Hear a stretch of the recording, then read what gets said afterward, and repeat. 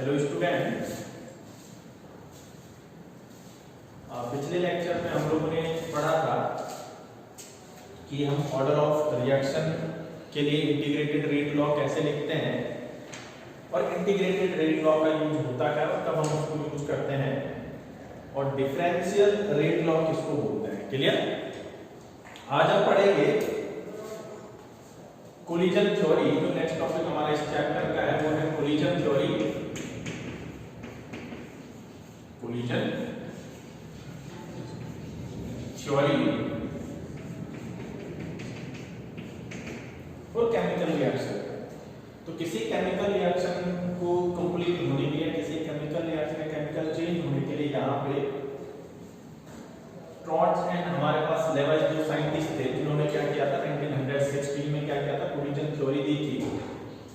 और ये जो थ्योरी है कोलिजन थ्योरी, इसका जो बेसिक प्रिंसिपल है, इसका बेसिक प्रिंसिपल होता क्या है कि for the chemical reaction occur, for a chemical reaction occur, there must be the collision between the reactive species. That means कि अगर किसी केमिकल रिएक्शन को पूरा chemical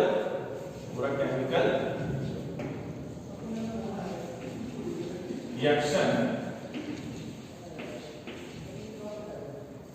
occur there must be collisions between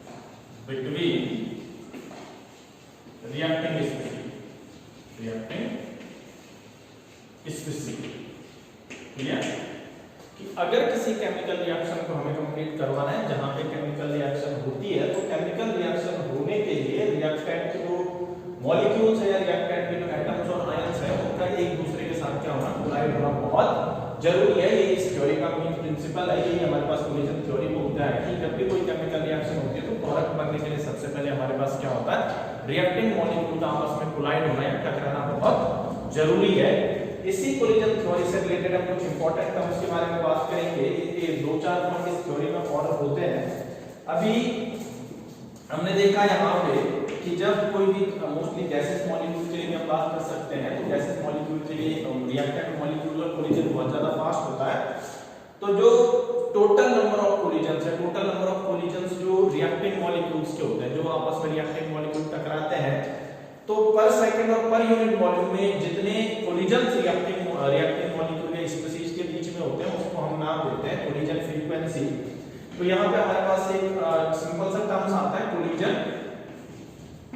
frequency हम इसको नाम देते हैं, या फ्रीक्वेंसी ऑफ कोलिजन फ्रीक्वेंसी, जिसको रिप्रेजेंट करते हैं जेड से। इससे रिप्रेजेंट करते हैं कोलिजन फ्रीक्वेंसी को जेड से। तो कोलिजन फ्रीक्वेंसी की जो सिंपल डेफिनेशन हो जाती है, हमने कहा था कि the total number of collisions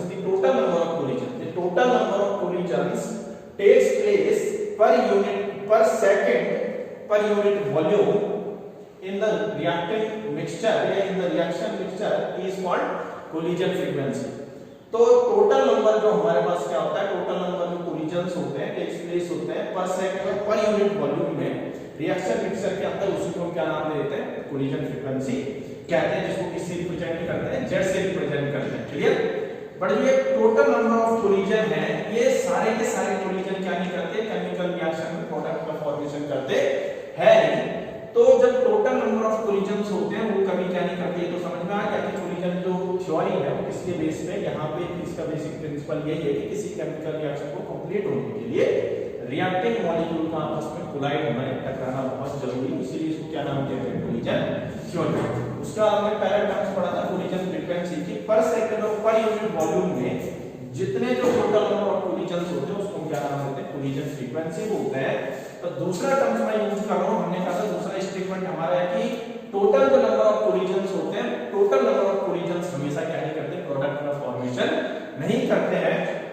और यहाँ पे कुछ ही हमारे पास कुछ fraction of that means certain fraction of the total collision या certain fraction of the total collisions produce the product from the product and these collisions are called effective collisions.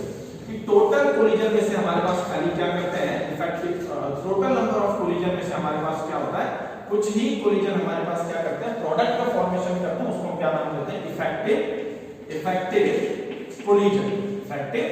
Clear? तो पहला टर्म्स क्या था, collision frequency, the total number of collisions takes place per second per unit volume in reaction mixture are called collision frequency. और हमने कहा था second हमारे पास है, there are certain fraction of collisions, only certain fraction of collisions form a product, not all collisions.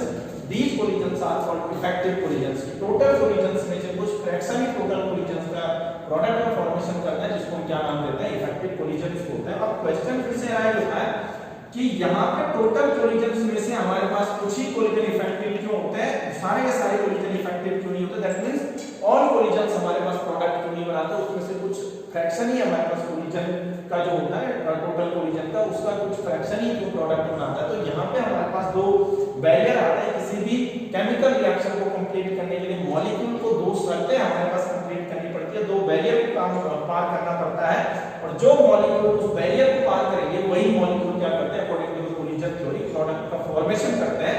और वो barrier होते कौन से हैं, पहले हमारे पास होता है एनर्जी बैरियर। कौन सा बैरियर होता है, एनर्जी बैरियर। और सेकंड हमारे पास कौन सा होता है, ओरिएंटेशन बैरियर। सेकंड कौन सा होता है, ओरिएंटेशन बैरियर। ओरिएंटेशन बैरियर तो पहला हमने कहा था कि किसी भी मॉलिक्यूल्स के बीच में जब कोलिजन होता है तो उस मॉलिक्यूल्स में हमारे पास दो बैरियर को पार करना पड़ता है, तभी ना क्यों क्या करता है, प्रोडक्ट का फॉर्मेशन करता है। पहला हमारे पास कौन है, एनर्जी बैरियर, दूसरा कौन सा है, orientation barrier. That means those collisions are effective in which the molecules have sufficient energy and have a should have a proper orientation। Clear? तो हमारे पास वही मॉलिक्यूल क्या करते हैं, प्रोडक्ट का फॉर्मेशन करते हैं, जिनके पास क्या होता है, जो क्या करते हैं, एनर्जी बैरियर को पार करते हैं, या फिर ओरिएंटेशन जिनमें क्या होता है, सही होता है। अभी हम देखते हैं यहाँ पे एनर्जी बैरियर किसको बोलते हैं। तो according to the collision theory कि हमारे पास मॉलिक्यूल्स जो होते हैं उनके पास एक सफिशिएंट एनर्जी होनी चाहिए, उनके पास एक सफिशिएंट एनर्जी होनी चाहिए जिसके किसके लिए, उन रिएक्टिंग मॉलिक्यूल्स के केमिकल बॉन्ड को तोड़ने के लिए, जिससे क्या हो जाए, हमारे पास प्रोडक्ट का फॉर्मेशन हो जाए। अगर उस एनर्जी या अगर उस एनर्जी से नीचे अगर मॉलिक्यूल्स के पास एनर्जी है या उस एनर्जी के बराबर एनर्जी नहीं है, जो सफिशिएंट एनर्जी किसी मॉलिक्यूल को चाहिए होती है प्रोडक्ट में बनने के, प्रोडक्ट फॉर्मेशन के लिए, अगर उस एनर्जी से कम अगर मॉलिक्यूल की एनर्जी है तो वो फिर प्रोडक्ट का फॉर्मेशन करता है। And that means the colliding molecules, जो मॉलिक्यूल हमारे पास कोलिजन करते हैं आपस में, अगर उन मॉलिक्यूल्स के पास सफिशिएंट एनर्जी है तो वो तभी जाके इसका फॉर्मेशन करते हैं, प्रोडक्ट का फॉर्मेशन करते हैं। उस एनर्जी को नाम दिया जाता है वो मिनिमम एनर्जी मॉलिक्यूल्स की, जिस एनर्जी के बाद क्या होता है, प्रोडक्ट का फॉर्मेशन हो सकता है, उसको हम क्या नाम देते हैं, थ्रेशोल्ड एनर्जी बोलते हैं। उसको क्या नाम देते हैं, उसको थ्रेशोल्ड एनर्जी नाम देते हैं। थ्रेशोल्ड एनर्जी जिसको रिप्रेजेंट करते हैं कैपिटल पीटी से, तो ये हमारे पास कौन सी एनर्जी हो गई, थ्रेशोल्ड एनर्जी। दैट मींस जो मॉलिक्यूल की एनर्जी थ्रेशोल्ड एनर्जी से कम अगर मॉलिक्यूल्स की है, अगर वो आपस में कोलिजन करते भी हैं तो वो कोलिजन इफेक्टिव होगा नहीं, क्योंकि मॉलिक्यूल को थ्रेशोल्ड एनर्जी के बराबर एनर्जी बहुत जरूरी होती है इसमें कन्वर्ट होने के लिए, हमारे पास प्रोडक्ट में कन्वर्ट होने के लिए। तो इसका मतलब है कि जब मॉलिक्यूल्स आपस में कोलाइड करेंगे तो पहली शर्त ये होती है कि अगर मॉलिक्यूल के पास सफिशिएंट एनर्जी है नहीं, थ्रेशोल्ड एनर्जी के बराबर एनर्जी है नहीं, तो फिर वो हमारे पास क्या नहीं कर सकता, प्रोडक्ट का फॉर्मेशन कर नहीं सकता। That means the molecule should have या should possess a sufficient energy, molecule के पास एक सफिशिएंट एनर्जी होनी चाहिए।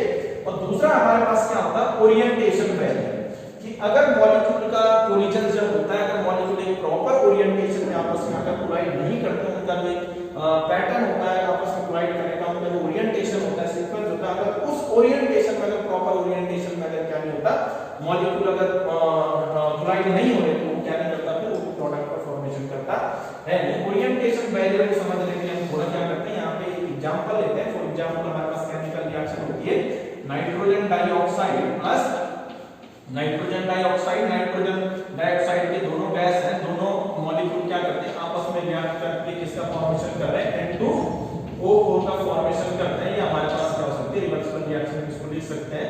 तो ये हमारे पास सिंपल केमिकल रिएक्शन है। अगर यहाँ पे अकॉर्डिंग टू कोलिजन थ्योरी कि N2O4 का फॉर्मेशन तभी होगा जब NO2 के दो मॉलिक्यूल मॉलिक्यूल आपस में क्या होता है कि कोलाइड होंगे, टकराएंगे, और वो जो कोलिजन होता है अगर वो इफेक्टिव कोलिजन है तभी जाके किसका फॉर्मेशन होगा, N2O4 का फॉर्मेशन होगा।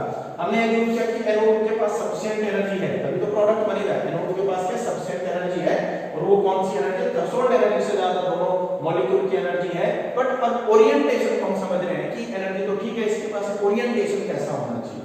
अब हम इसको एज्यूम करते हैं कि स्फेरिकल शेप में एज्यूम करते हैं, हम स्फीयर मानते हैं। यहाँ पे कोलिजन थ्योरी में हम क्या करते हैं, किसी मॉलिक्यूल को या एटम से केमिकल स्पीशीज को स्फीयर मानते हैं कि वो स्फीयर आपस में क्या करता है, कोलाइड करता है।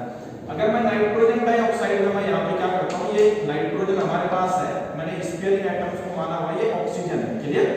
दूसरा हमारे पास कौन सा है, ये दूसरा नाइट्रोजन है, और ये हमारे पास इसके कौन से है, ऑक्सीजन है।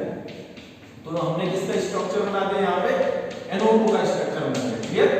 अब अगर हमें पता है कि जो बॉन्ड यहाँ पे बनता है नाइट्रोजन एटम्स के बीच में बनता है, जब NO2 दो आपस में कोलाइड होते हैं या प्रोडक्ट का फॉर्मेशन करते हैं N2O4 का, तो बॉन्ड किसके बीच में होता है, हमारे पास नाइट्रोजन के बीच में होता है। अब ये दोनों मॉलिक्यूल जब हमने रिएक्शन मिक्सचर में मिलाए तो ये एक दूसरे के अप्रोच में आते हैं, कहां से, एक दूसरे के अप्रोच में आते हैं, और अप्रोच में आने से क्या हो जाता है, इन दोनों के बीच में क्या होता है, ये कोलिजन हो गया। क्या हो गया, दोनों मॉलिक्यूल के बीच में कोलिजन हो गया, प्रॉपर कोलिजन हुआ, ये एक दूसरे के पास आए, ये यहाँ पे इनका जो क्या है थोड़ा अभी कोलाइड और एक दूसरे के साथ, ये ऑक्सीजन है, ये ऑक्सीजन है, ये ऑक्सीजन। अब हमने देखा कि जब बॉन्ड किसके बीच में बनना चाहिए था, नाइट्रोजन एटम्स के बीच में बनना चाहिए था, और इनका जो ओरिएंटेशन है कोलाइड हो गया, इनका जो ओरिएंटेशन है कैसा, प्रॉपर, कि नाइट्रोजन एटम से कौन कोलाइड कर रहा है, उस मॉलिक्यूल का नाइट्रोजन एटम ही कोलाइड कर रहा है। तो यहाँ पे किसका फॉर्मेशन हो जाता है, हमारे पास केमिकल बॉन्ड का फॉर्मेशन हो जाता है, नाइट्रोजन है, ये नाइट्रोजन है, हमारे पास ऑक्सीजन होता है, हमारे पास कौन होता है, ऑक्सीजन होता है। तो it is a proper orientation. ये ओरिएंटेशन कैसा है, यहाँ पे प्रॉपर ओरिएंटेशन है। कैसा ओरिएंटेशन है, proper orientation of reactive molecule. तो प्रॉपर ओरिएंटेशन है ड्यूरिंग द कोलिजन। अभी सेकंड हम इसका एग्जांपल लेते हैं, सपोज हमारे पास ये मॉलिक्यूल है, ये मॉलिक्यूल हमारे पास ऐसे कोलाइड होता है, ये जब एक दूसरे के अप्रोच में आते हैं।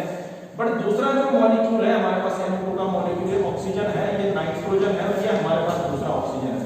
अब ये कैसे कोलाइड हो रहा है, अभी पहली वाली रिएक्शन में नाइट्रोजन एक दूसरे के अप्रोच में आएंगे, अभी एक मॉलिक्यूल का नाइट्रोजन दूसरे मॉलिक्यूल का ऑक्सीजन एक दूसरे से कोलाइड कर रहा है।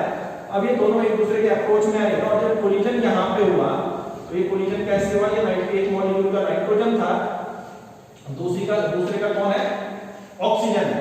तो अब हमें पता है कि जब नाइट्रोजन के बीच में बॉन्ड बनना है तभी जाके प्रोडक्ट बनेगा।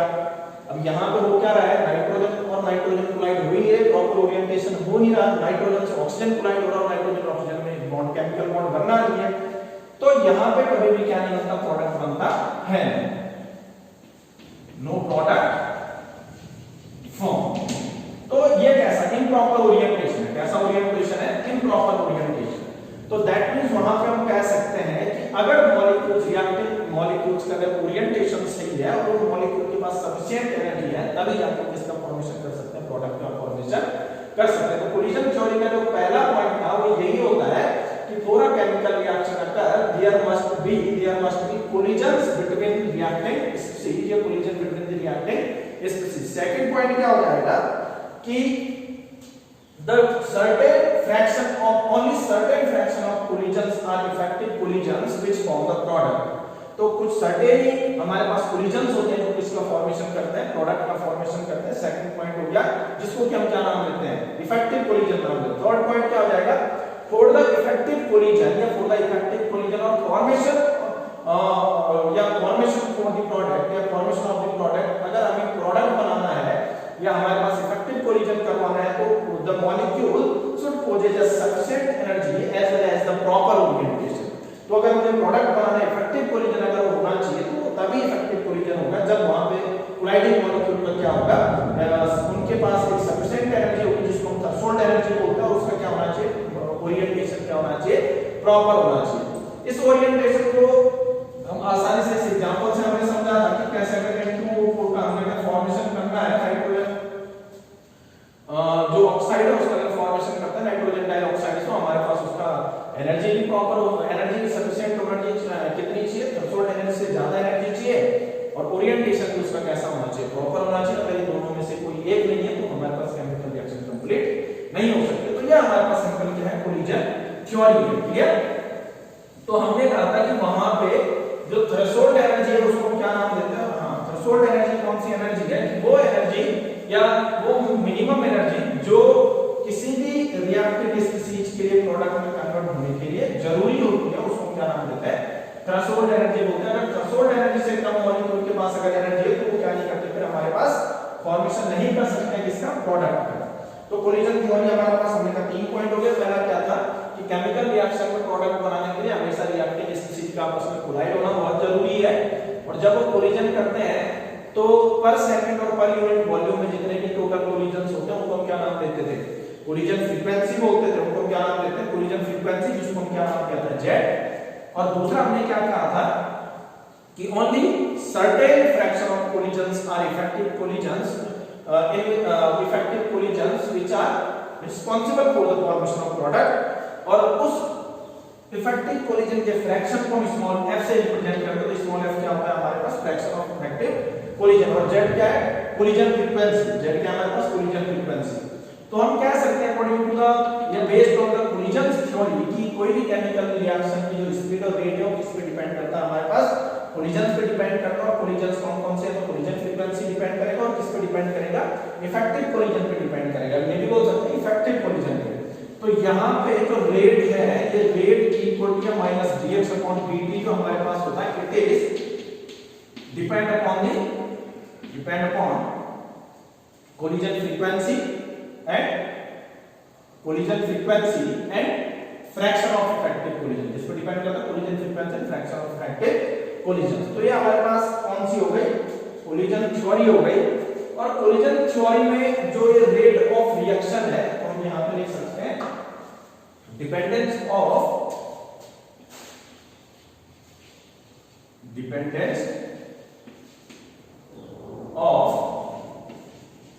Rate on temperature.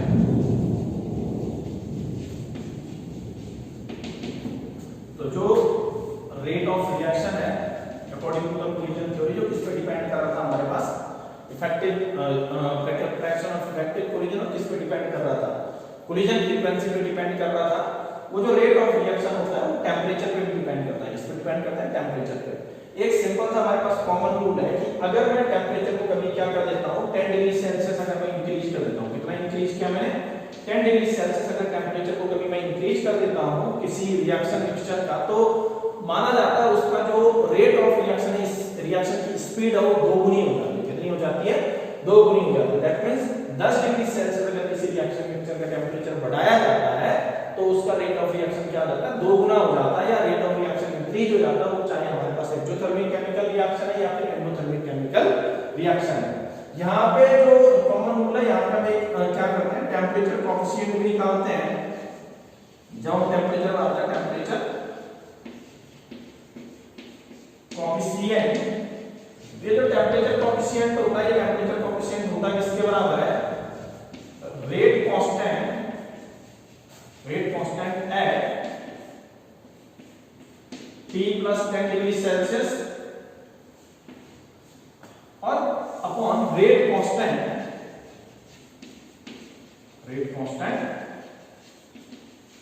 Eight T। तो अगर मैं पहले वाले टेंपरेचर के रेट कांस्टेंट से अगर 10 डिग्री सेल्सियस बढ़ाने के बाद जो रेट कांस्टेंट होता है उसको अगर मैं डिवाइड कर देता हूं दोनों के रेशियो को, या इनके हमारे पास जो ये डिवाइड करके आता है उसको क्या नाम देते हैं, टेंपरेचर कोएफिशिएंट होता है। इससे मैं पता कर सकता हूं कि रेट ऑफ रिएक्शन टेंपरेचर बढ़ाने में कितना इंक्रीज हो रहा है। तो हमने कॉमन रूल बताया था कि अगर मैं 10 डिग्री सेल्सियस अगर मैं किसी केमिकल रिएक्शन मिक्सचर में मैं क्या करता हूं, टेंपरेचर बढ़ाता हूं, तो वहां पे रेट ऑफ रिएक्शन क्या आता है, अप्रॉक्सीमेट 2 गुना हो जाता है। और इसको हम समझ सकते हैं मैक्सवेल एनर्जी डिस्ट्रीब्यूशन ग्राफ से। हमारे पास बोल्ट्जमैन एंड मैक्सवेल ने जो गैसेस मॉलिक्यूल थे या रिएक्टिव मॉलिक्यूल थे, रिएक्टिव मॉलिक्यूल की एनर्जी का डिस्ट्रीब्यूशन का एक सिंपल सा ग्राफ दिया होता है। वहां से हम समझ सकते हैं कि जो हमारे पास रेट ऑफ रिएक्शन है, स्पीड ऑफ रिएक्शन है, वो हमारे पास कैसे बढ़ती है। अगर ध्यान से देखा जाए कोलिजन थ्योरी की, जो हमारे पास क्या होता है, रेट ऑफ रिएक्शन हमने कहा किस पे डिपेंड करता है, पहला तो डिपेंड करता था किसमें, कोलिजन फ्रीक्वेंसी में, सेकंड किस पे करता था हमारे पास, फ्रैक्शन ऑफ इफेक्टिव कोलिजन। तो जब 10 डिग्री सेल्सियस कभी भी किसको बढ़ाया जाता है, टेंपरेचर को बढ़ाया जाता है, तो वहां पे जो कोलिजन फ्रीक्वेंसी है या दैट मींस पर सेकंड और पर यूनिट वॉल्यूम में जो कोलिजन्स, नंबर ऑफ कोलिजन्स होते हैं वो इंक्रीज होता है। उनके कारण जो रेट ऑफ रिएक्शन बढ़ता है वो खाली 3% बढ़ता है। कोलिजन फ्रीक्वेंसी को जो प्रैक्टिकली देखा जाता है तो कोलिजन फ्रीक्वेंसी जो होती है वो टेम्परेचर 10 डिग्री सेल्सियस बढ़ाने में खाली कितना परसेंट बढ़ता है, 3% बढ़ता है, और रेट ऑफ रिएक्शन को भी वैसे ही अफेक्ट करेगा। तो that means rate of reaction collision frequency बढ़ने से क्या होता है, टोटल कोलिजन फ्रीक्वेंसी बढ़ने से खाली 3% बढ़ता है। पर हमने कहा था 2 गुना होता है, इसका मतलब रेट ऑफ रिएक्शन जरूर खाली कोलिजन फ्रीक्वेंसी के बढ़ने से नहीं बढ़ रहा है, दूसरा एक फैक्टर है जो रेट ऑफ रिएक्शन जो टेम्परेचर चेंज होने पे एकदम से इंक्रीज हो रहा है, और वो हमारे पास कौन सा होता है, ये कौन सा है, कोलिजन फ्रीक्वेंसी। कौन सा हमारे पास, कोलिजन फ्रीक्वेंसी। और दूसरा हमारे पास होता है जो हमारे पास कौन सा होता है, ये जेड था, वही हमारे पास कौन होता है, फ्रैक्शन ऑफ इफेक्टिव कोलिजन। तो टेम्परेचर बढ़ाने पे ये सबसे फ्रैक्शन ऑफ इफेक्टिव कोलिजन बहुत ज्यादा इंक्रीज आता है, जिसके कारण रेट ऑफ रिएक्शन बहुत ज्यादा बढ़ जाता है। अब इस ग्राफ से हम समझते हैं, अब हमने कहा था effective fraction of effective collision या नंबर ऑफ इफेक्टिव कोलिजन जो टोटल होते हैं वो भी इंक्रीज आते हैं जिसके साथ टेम्परेचर बढ़ने के साथ। और जब इफेक्टिव कोलिजन बहुत ज्यादा इंक्रीज आता है, सिंपल सी बात है कि प्रोडक्ट बनने की स्पीड भी क्या होगी, बढ़ जाएगी। अब प्रोडक्ट बनने के लिए इफेक्टिव कोलिजन के लिए ओरिएंटेशन तो सही है, क्लियर, क्योंकि काइनेटिक ओरिएंटेशन भी उसका जो हमारे पास प्रॉपर होना चाहिए। पर टेम्परेचर बढ़ाने से हमें पता है कि वहां पे जो नंबर ऑफ मॉलिक्यूल्स होते हैं और मॉलिक्यूल्स होते हैं उनकी काइनेटिक एनर्जी बढ़ जाती है, स्पीड बढ़ेगी तो नंबर ऑफ कोलिजन भी इंक्रीज आएगा। आपको क्लियर है? तो टोटल नंबर या fraction of the effective collision हमारे पास क्या करता है, रेट ऑफ रिएक्शन को क्या करता है, अफेक्ट करता है। ध्यान से देखते हैं, यहाँ पे हम एक ग्राफ प्लॉट करेंगे मॉलिक्यूल, फ्रैक्शन ऑफ मॉलिक्यूल के बीच में, फ्रैक्शन ऑफ मॉलिक्यूल, और ये फ्रैक्शन ऑफ मॉलिक्यूल किसके बराबर होता है, ये होता है Ne अपॉन Nt। अब ये Ne और Nt होगा क्या, हम अभी देखेंगे। हमने कहा था Ne अपॉन Nt, क्लियर। तो ये जो Nt है ये टोटल नंबर ऑफ मॉलिक्यूल है। Nt क्या हमारे पास, टोटल नंबर ऑफ मॉलिक्यूल। हमने कहा था Nt क्या है, टोटल नंबर ऑफ मॉलिक्यूल है, not a mole. But Ne क्या होता है कि number of molecule possess energy, ये ET energy possess ET energy हमारे पास, या E बोलते हैं उसको, या थ्रेशोल्ड एनर्जी उसको बोल सकते हैं, ET भी बोल सकते हैं ना। तो NT क्या है, टोटल नंबर ऑफ मॉलिक्यूल्स, और Ne क्या होगा, number of molecules possess energy, threshold energy के बराबर जिनकी एनर्जी होती है उनको Ne बोलते हैं। तो इन दोनों मॉलिक्यूल का जो फ्रैक्शन होता है उसके बीच में, और किसके बीच में हम लोग ग्राफ प्लॉट करते हैं, एनर्जी के बीच में करते हैं, इसके बीच में करते हैं, एनर्जी के बीच में। तो ये हो गया इधर कौन, एनर्जी, क्लियर, और ये हो गया कौन यहाँ पे, Ne अपॉन Nt, या फ्रैक्शन ऑफ मॉलिक्यूल। कौन हो गया हमारे पास, फ्रैक्शन ऑफ मॉलिक्यूल। तो ये मॉलिक्यूल जो रिएक्टिंग मॉलिक्यूल होते हैं उनकी काइनेटिक एनर्जी को हम क्या कर सकते हैं, डिस्ट्रीब्यूट कर सकते हैं। तो यहाँ पे जो मॉलिक्यूल होता है, सपोज हमारे पास एक एनर्जी है हमारे पास मॉलिक्यूल की, यहाँ से हमने ग्राफ सिंपल से प्लॉट किया और ऐसा हमारे पास मॉलिक्यूल आया और इसकी एनर्जी क्या होगी, ये ग्राफ चल गया, क्लियर।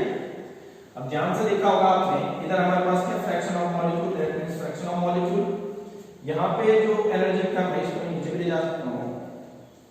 तो ये जो एनर्जी कम है वो कम एनर्जी वाले मॉलिक्यूल देखा आपने, बहुत कम है, कम एनर्जी वाले मॉलिक्यूल क्या बहुत कम है, और थोड़ा और एनर्जी वाले मॉलिक्यूल थोड़ा ज्यादा है।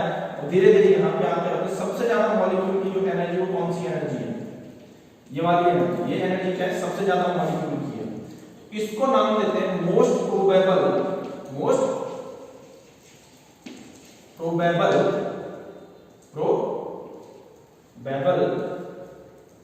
Kinetic energy. तो मोस्ट प्रोबेबल काइनेटिक एनर्जी किसको बोलते हैं, the kinetic energy which possess by maximum number of molecules, कि सबसे मैक्सिमम नंबर ऑफ मॉलिक्यूल्स की जो काइनेटिक एनर्जी होती है उसको हम क्या नाम देते हैं, मोस्ट प्रोबेबल काइनेटिक एनर्जी बोलते हैं। तो इस ग्राफ से देख सकते हैं कि बहुत कम मॉलिक्यूल ऐसे हैं जिनकी एनर्जी बहुत कम है, या बहुत कम मॉलिक्यूल ऐसे हैं जिनकी एनर्जी बहुत ज्यादा है। तो दैट मींस मैक्सिमम मॉलिक्यूल ऐसे हैं जिनकी एनर्जी क्या होती है, अप्रॉक्सीमेट बीच में होती है, जिसको हम क्या नाम देते हैं, मोस्ट प्रोबेबल काइनेटिक एनर्जी बोलते हैं। एक यहाँ पे हम यहाँ पे एक सिंपल सी लाइन खींच ली मैंने, इसको नाम देते हैं ET भी नाम दे सकते हैं एनर्जी, इसको बोलते हैं थ्रेशोल्ड एनर्जी। ये कौन सी एनर्जी हमारे पास, थ्रेशोल्ड एनर्जी। हमारी बात समझ में, कौन है हमारे पास, थ्रेशोल्ड एनर्जी। दैट मींस वो एनर्जी जो मॉलिक्यूल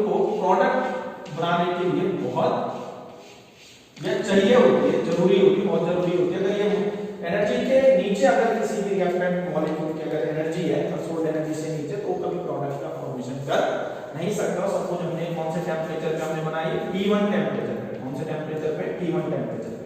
तो देखा आपने ये इतने मॉलिक्यूल, ये वाले मॉलिक्यूल यहाँ से क्या हुआ है, वही मॉलिक्यूल है जो क्या करते हैं, जिनके पास एनर्जी क्या है, थ्रेशोल्ड एनर्जी से ज्यादा एनर्जी है, और वही केस में कन्वर्ट हो रहा है हमारे पास प्रोडक्ट में कन्वर्ट हो रहा है। ये कौन से थ्रेशोल्ड एनर्जी, क्लियर।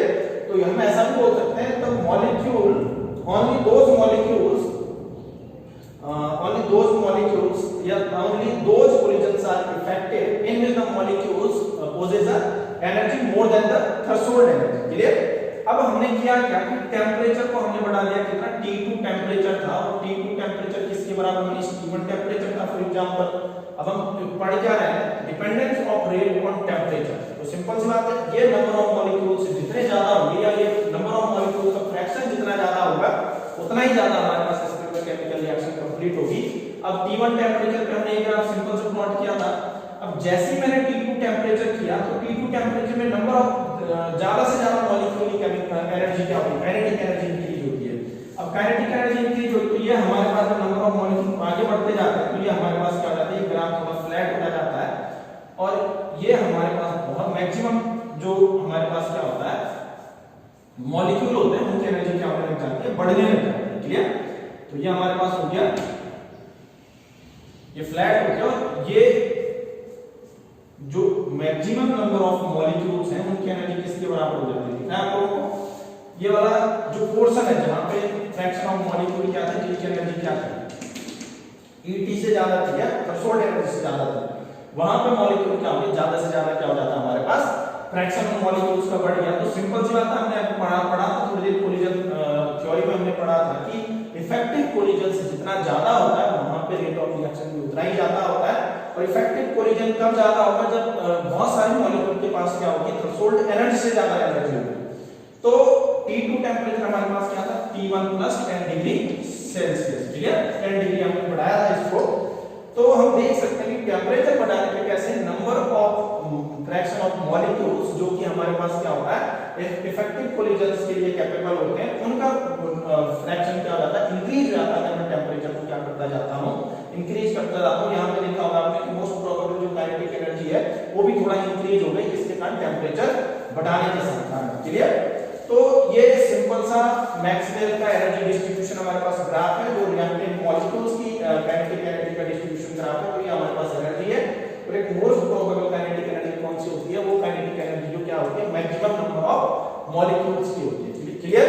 तो इसी के साथ हमारे पास क्या जाता है, कोलिजन थ्योरी खत्म हो जाती है। तो कोलिजन थ्योरी में हमने पढ़ लिया था कैसे हम क्या कर सकते हैं, किसी भी केमिकल रिएक्शन के रिएक्टिव मॉलिक्यूल्स का जो कोलिजन होता है उसको हम समझ सकते हैं और पता कर सकते हैं कि केमिकल रिएक्शन होगी या नहीं होगी। तो वहां पे इंपॉर्टेंट चीजें हमने पढ़ी थी, कोलिजन फ्रीक्वेंसी, हमारे पास fraction of effective collision, and हमने देखा था यहाँ पे मोस्ट प्रोबेबल काइनेटिक एनर्जी किसको बोलते हैं, थ्रेशोल्ड एनर्जी किसको बोलते हैं।